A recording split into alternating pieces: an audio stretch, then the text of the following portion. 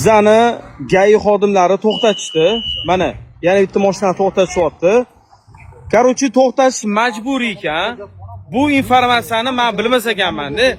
Ko'pchilik yuborib qo'yilib, bizni Buxorodan Xorazmga qarab ketyapdik. Aka, nima uchun to'xtatasizlar?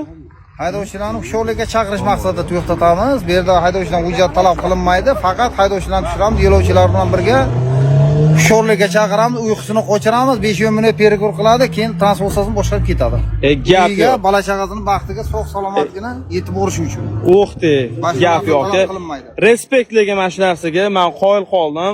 Hamma mashinalarni to'xtatishyapti.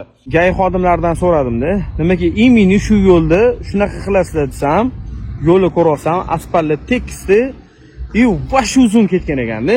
Bu yo'lda ko'pchilik uxlab qolish ehtimoli ko'p ekan akalar.